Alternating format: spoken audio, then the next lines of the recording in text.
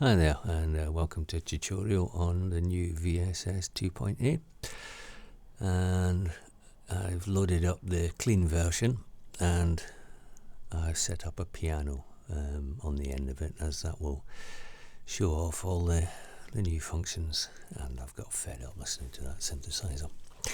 Right, so well, basically as loaded up, and initiate, right. And the first new function to show off is the reset function, which counts pulses rather than steps. Like normally with your start and length controls, that's to do with steps. The reset uses pulses. So if we just randomize some pitches, and we'll just set it to major just for right. So now when I set step, it's resetting after 7 steps. Now we do and the control is you get a bright yellow flash when it resets, and that's a number countdown because we're on 1. It's not dealing with that very well.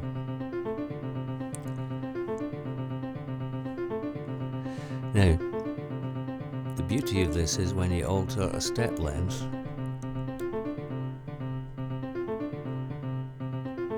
it takes that into account. So basically, if you can see, it's going to 8 and then it's sort of going back in itself after 2. If we set that to 16, more musical divisions.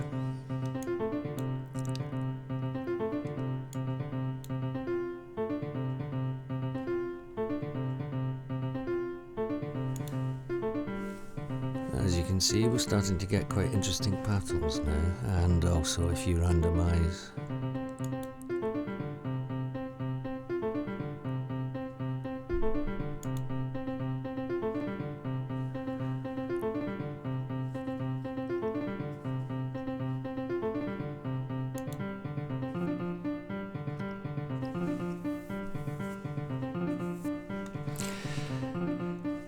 so that's kind of how the reset works. There's another section to it, which is this off, just to the right of it's Monday morning, left and right, to the right of that. And what that does is that at the moment the reset is just sent to the main sequencer section. That then allows you to send it to the CVs, and as you see, we'll get a yellow flash indicating a reset, and we can have LFOs. For some, oh yeah, there we go. I seem to miss the first one out for some reason or other. Anyway, and then we've got the switch sequencers, which I found is the most useful one, leaving the modulation alone, and if they're doing drum percussion-y type doodahs, that helps keep them back in sync as well from messing about with. And there's CVs, LFO, there's all of them, and LFO and switch sequencers, and CVs and switch sequencers. I think I've got all the combinations. And that's basically the reset. It goes up to 128. I must admit I've not really ever used that so far, but that's room for experimentation. Back to 16 please. Oops, we've been fiddling with the clocks. We're doing really well here. Anyone would think I didn't know what I was doing. Right, lovely. We have it back to somewhere where we are. Stop that for a second. Thank you. Right, that's your resets, which are really good when they're used in conjunction. It's really useful in conjunction with the randomizers, as you've just sort of seen.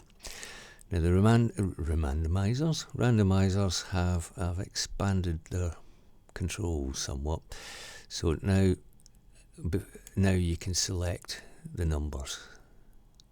So you can choose. Before it was sections. It was like 5, 7, and 8 or something like that for some strange reason. Anyway, so that makes it a bit more versatile, and I've done that for all of them. So your pitches are choosable, and your gates, etc., etc., and your velocities, and I think that already was. Right, so what that means is you can set smaller values. So if we set that to 5 and with just one repeat,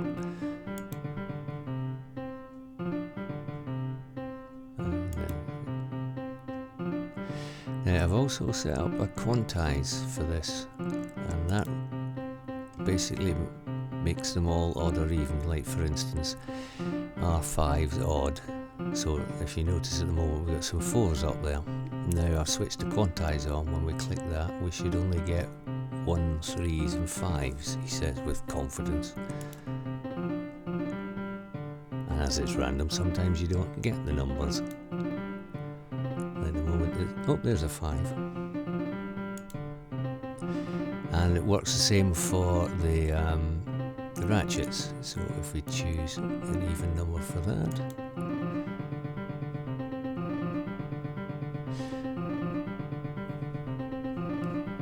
or if we choose an odd number,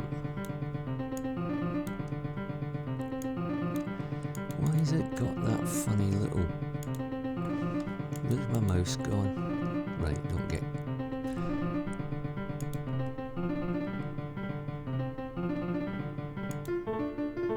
But I found that smaller numbers are better, or more musical. Sometimes taking the clock down helps.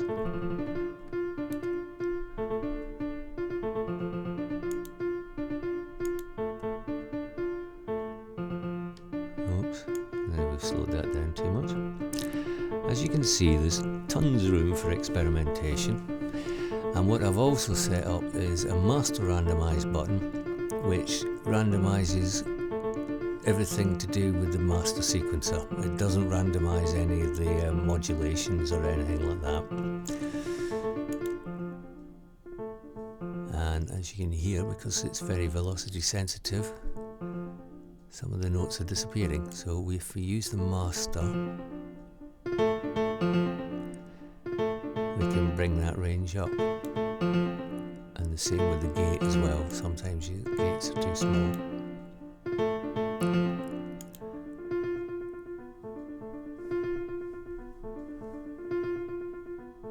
And now we're starting to get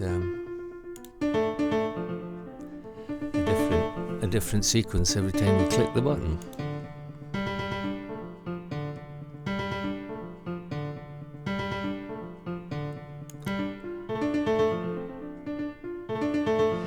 And if we increase some of the ranges, let's go for 2 octaves, which is the maximum on the pitch doodah.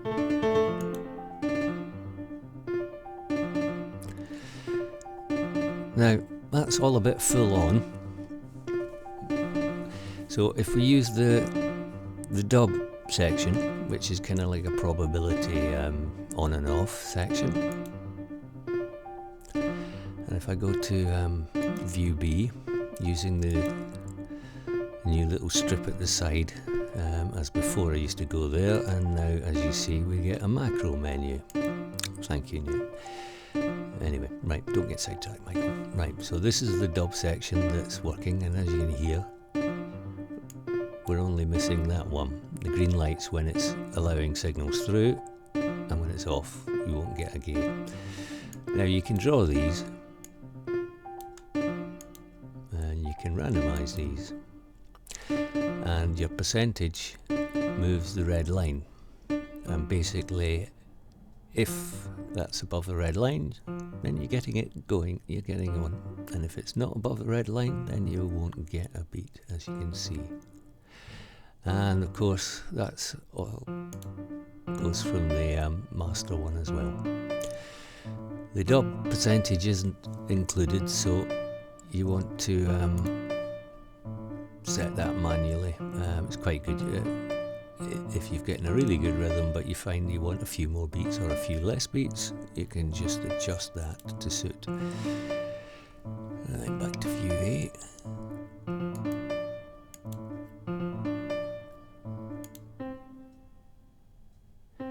As you can see, we're not getting very many notes on that one, so let's just reduce that.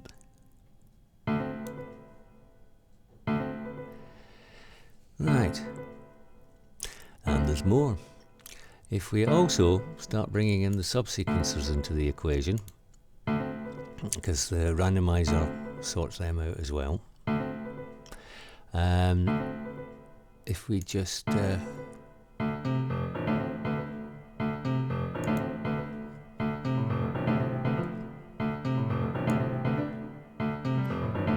let's just set these to a different pitch just to get them, make sure we're not getting doublers.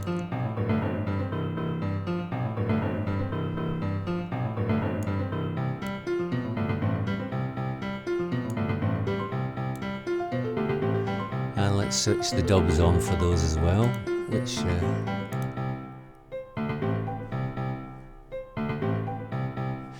and then re-randomise everything.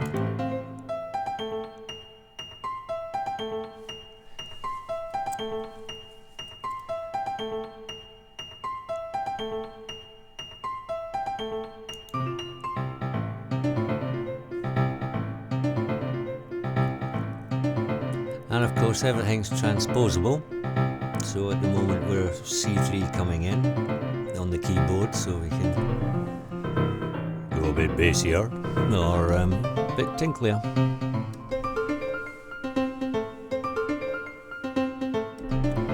And of course we can sequence that.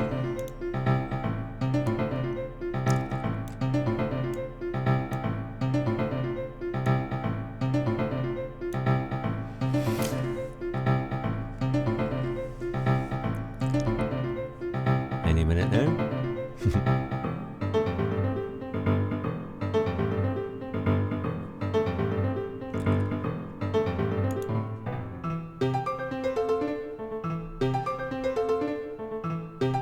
And there we go, automatic concert grand pianist.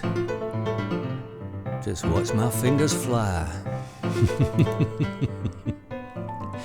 It also works very well with any other sound hooked up to it, it's just piano shows it off. But it lets you see exactly what's happening. And of course all your usual modulation functions. Also the randomizer, master randomizer button has a switch sequencer. The top four I think have got master randomizer there, so basically switch that. Let's just kill those and switch it on and give it a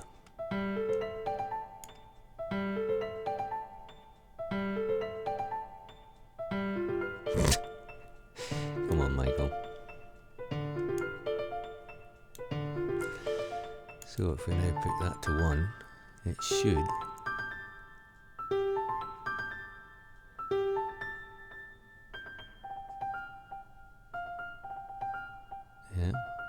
I think that one. Sometimes you have to take the gate down, I can't remember. It was a last minute added function. Oh yeah, no, that's all functioning properly. I thought I made the light, made it so it lit up. So then it's complete automation on the randomization, so you just sit there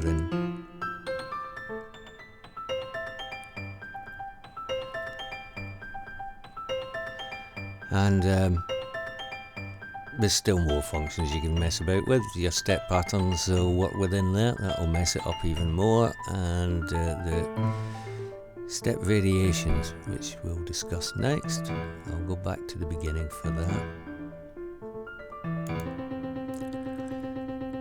Right, and again, it's just Right, so we've got 8 steps and we're set to V1 at the moment. This has now got been expanded from V1 to 6 to V1 to 48. So if I set it to 2,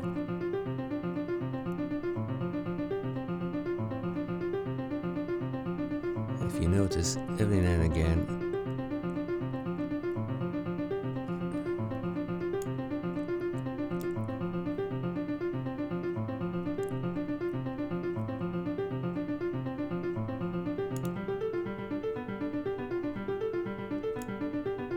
it's not quite the same.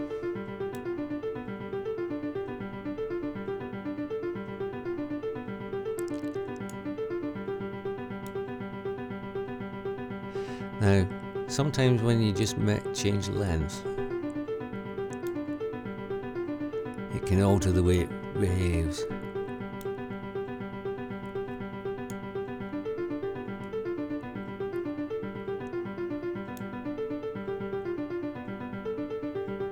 And it's a bit of an experimental button. It's one I just started multiplying things by numbers. I've now made it multiply by subdivisions. Instead of being 1 to 6, it's now 1 to 12 with 0.25 steps and then quantized afterwards. I've not really worked out exactly what's happening. I quite like that in some respects. Suffice to say, you can get a lot of variation, and when you modulate that number from a CV sequencer, that gives more variation upon more variation. Right, the other new thing I added, there's a freeze button. So if you've got like all the constant randomizer switched on, which is the blue buttons, and I think it works for those. Christ, I can't remember. It should do. Yeah, well, let's just test this. Sorry, I shouldn't be doing this while I'm doing a tutorial. Right, that's just... So now if I click freeze, it lights up with a blue thing. It might be better if it flashed. That means that all the randomizers will not change now. Yes, good, I did do it for all of those. Thank God for that. And so if you liked what you are, you could then store that, and then switch freeze off again. And it'll start altering, and then you go, I like that. It might be an idea if you want to use that to set up a controller button, MIDI controller button for it, because reaching for the mouse and getting it in the place, etc., etc. By the time you've done that, it'll have all changed. Right, I think that was all I added. Oh, memory, Michael. That was the main things. Oops. View B on the master MIDI section, and what this is crikey, let's just go back to the beginning. Is some controllers, and what they do is there's a control button, and as you can see, it's moving. Let's put the reset on for 16, and let's just randomize a few pitches. So basically, as you move the controller, now it's got modes. There's 16 modes. It moves both the ratchets and the step length at the same time, and mode 1 is basically just playing repeats of that step. Mode 2 should be playing 2 hits of that step. So you're getting 4 repeats, sorry, 2 numbers. Now if we set an LFO up to control step 1, step 1.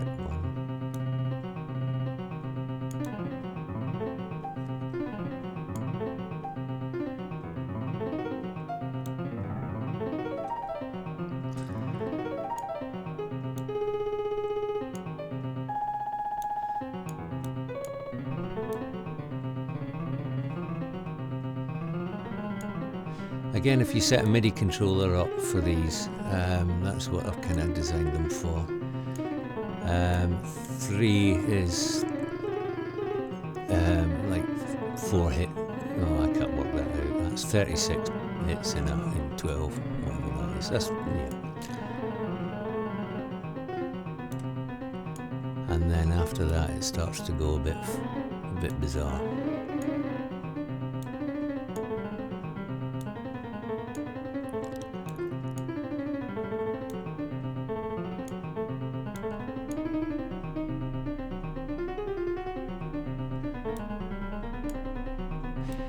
Anyway, set up some controllers for those and wiggle away, as they would say. And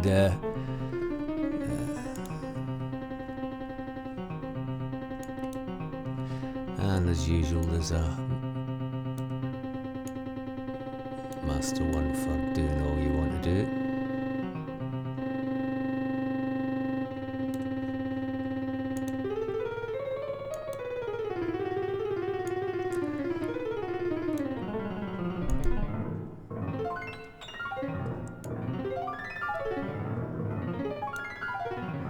And there we are, a rare old mess. Stop. Thank you. My avant-garde piano album comes out in the summer. And on that point, I think I'll say goodbye.